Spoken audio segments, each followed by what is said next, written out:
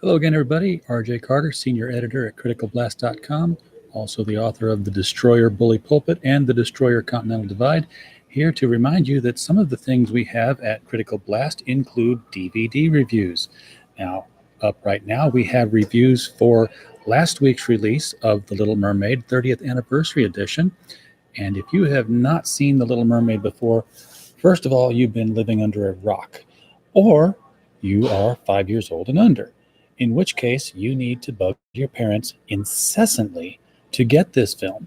This was the revolutionary turning point in Disney animation, which had reached a nadir with releases like The Black Cauldron and other things that just took away, or at least did not achieve, the magic of the classic Disney animation. The Little Mermaid was the building block for the success of all the Disney princesses that are out there today. There would not have been a Belle, there would not have been a Jasmine, there would not have been a Rapunzel if it had not been for Ariel, the Little Mermaid, and the music of Alan Menken. So you definitely want to check that out. We have that up on the site at criticalblast.com. We also have the review of this Tuesday's release of Instant Family. Now, this is a Mark Wahlberg and Rose Byrne film that chronicles the misadventures of a couple who decide to become parents through way of the foster system. This film is a fun film. It's a touching film. It's a deceptively looking family-friendly film if you look at the cover of it and read the description and just watch the trailer. However, this is one where parents really need to watch it first before letting their children watch it to judge whether or not their own tastes or morals will allow for younger children to watch it. This is a film that has quite a bit of language. It also has some sexual situations in it where, with things like the teenage daughter taking naked pictures of herself on her cell phone to send to her 22-year-old boyfriend that the parents don't know about. There's also some situations and some language where the very youngest daughter is verbally abusive to her dolls because that reflects the life that she's gone through in the foster system and with her mother. So be aware, it's a very honest look. And because of that, it can be a very funny look at times.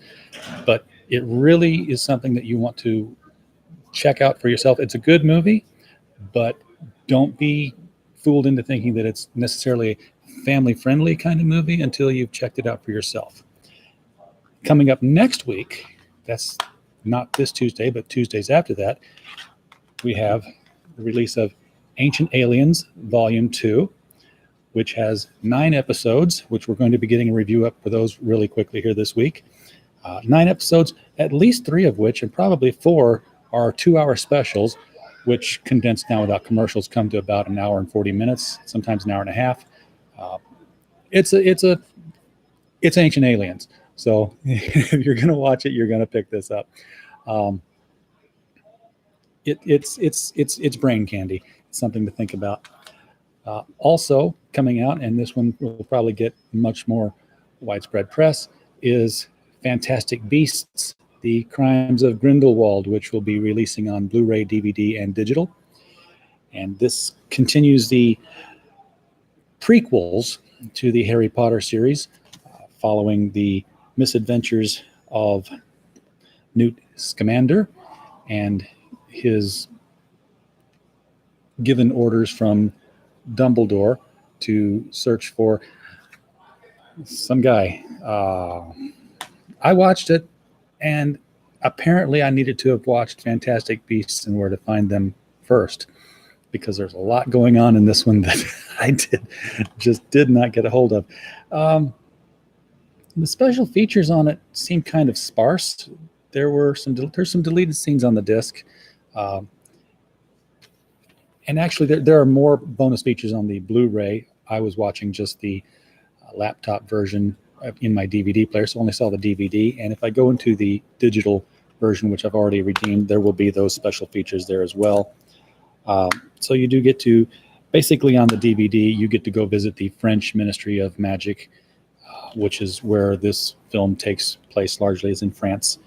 Newt has been denied the ability to travel internationally, and yet now he is required to do so.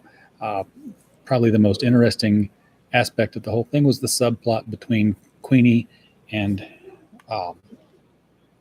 her boyfriend visiting Newt in Paris, and the almost comic turned tragic events that take over their life as Grindelwald becomes the Voldemort of his time, calling the Dark Wizards together to rule.